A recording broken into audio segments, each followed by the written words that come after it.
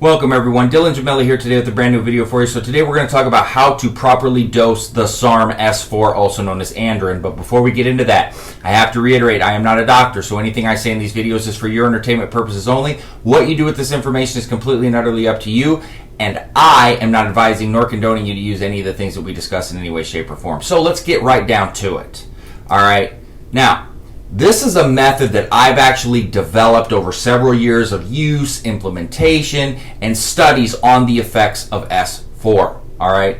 Now, I've posted this in forums many times, but I wanted to make a video on this to kind of run it down for you.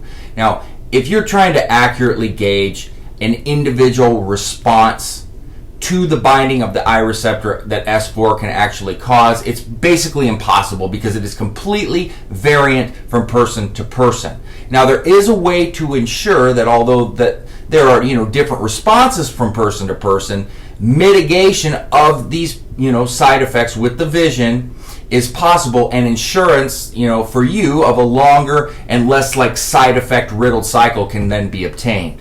So, as most of you already know, a common side effect associated with S4 is the night vision issue. So what is that? Basically, this results in one or two of the issues that I'm going to mention now. A yellow tint is going to be associated with your vision at night, and just like a hard time adjusting to darkness or light. Now, generally, the adjustment period is rapid, all right, but it can affect some far worse than others. S4 can bind to the receptor in your eye, causing these problems. So understand that it is virtually impossible to know if it will happen to you and at what dose that this might happen to you. A dose of 50 milligrams is the general starting, spot for dosing for males and females, as I've discussed several times. Some users will actually experience the vision, issue immediately within like 7 to 10 days. I've seen it. But then there's some that don't barely get it at all and can go up to 100 milligrams a day, which is the max dose I recommend. But there are plenty of people I've seen that get up to 100 milligrams a day, perfectly good quality, and the vision side effect they get is very minimal. And some people don't even get it at all, but that's pretty rare. Alright? There's no possible way for me to tell you what category you're going to fall into until you actually try it. I'm not going to be that guy that tries to tell you a lie. Because anybody that's telling you that they can predict this or know this is full of it. Alright?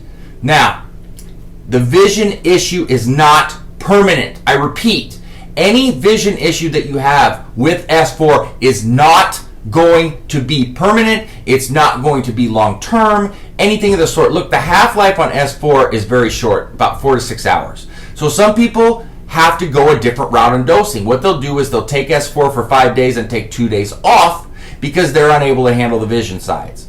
It's important to try to avoid this if you can, because you don't want to miss any days of use, especially with the shorter half-life. However, if it's necessary, you can still run an effective cycle and you can utilize S4 with this method, okay? Now, it's extremely important that you understand how to dose S4 properly. Many people are perfectly content to stay at 50 milligrams per day on a 12-week cycle. Others are wanting to increase the dose to get even more out of it. Alright? But it's extremely important that you pay attention closely to me now and follow the protocol I'm about to give you that I've come up with over all these years to ensure that at least these side effects are kept to a minimum. Alright? So, and some of you have heard this and you'll remember me, discussing this before, but I compare this, and this is going to be over some of your heads, you're going to be too young for this, but I compare it to fighting Mike Tyson on Mike Tyson's Punch-Out! Back on the old regular Nintendo system, alright? I was a gamer, so that's my comparison, but some of you will really appreciate this. If anybody has played the game, you're going to know exactly what I'm talking about. So, when you fight Mike Tyson in Mike Tyson's Punch-Out!, the first 1 minute and 20 seconds of round 1, if you get hit with one punch, one time, and you guys know how quick those uppercuts come, you're going straight down. Straight down. Okay? One punch. That's it. You can't block it. You can only move. Alright? This is what we call the danger zone, right? Once you get past that first minute and 20 seconds, you're much safer. Alright? You still got to proceed with a lot of caution because it's extremely dangerous. Alright? It's Mike Tyson on Mike Tyson Punch-Out! But not nearly as dangerous as when you get through that first minute and 20 seconds. So, what does that have to do with S4, dude? Well, This can be said with S4 use. Let me explain. You need to start the first 2 weeks of S4 use at no more than 50 milligrams per day. Basically, extreme caution. Just like your first minute 20 with Tyson. Regardless of your experience, how many times you've ran it, I don't care. You still need to start 50 milligrams per, because another thing that you need to understand, it's not always consistent every time you run S4. Sometimes I've seen people not have any vision side effects, and then the next time they run it, they're emailing me or trying to get in touch with me saying, what's going on here? I didn't have this problem the first time. All right, so just be aware of that. After the initial first 2 weeks, if minimal to no vision side effects are experienced, it's safe if you want to attempt to increase the dose, but with care and extreme caution. All right? So after 2 weeks, you can raise the dose to 60 milligrams per day. All right? This is kind of where you're testing the waters a little bit. Now, you got to see how your body responds.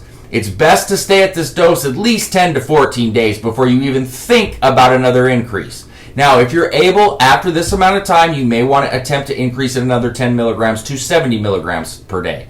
Now, if you're able to stay between 70 to 80 milligrams per day, you've really reached a sweet spot zone, and you're in a really good place.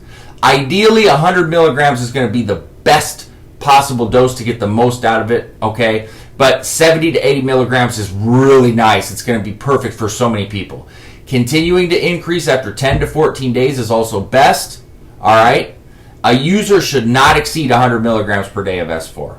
Every increase made throughout the cycle needs to be done, cautiously, and you need to be monitoring it closely and paying attention to everything.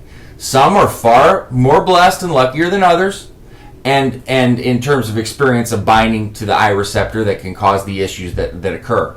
Generally, when an issue arises, it's very tolerable and users are most often able to continue forward. But like I said, it is variant from person to person. There is no guarantee here, okay? So you've got to really proceed with caution. Never be in a rush, okay, to increase dosing.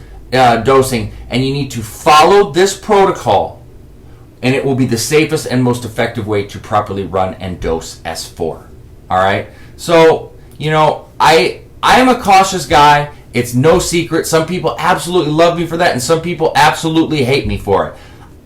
Hey, not everybody's going to like the way everybody approaches things. I guess for me, call me crazy, but I think putting your health first and thinking about things long term is more important. Some people do not care about that. All they care about is the results right now, and they literally don't care about anything else. And hey, to each their own. I'm not going to teach that way. That's just not what I'm here for, and it's not what I do. But everybody's different. So if you're following me, chances are that you like the way I'm doing it.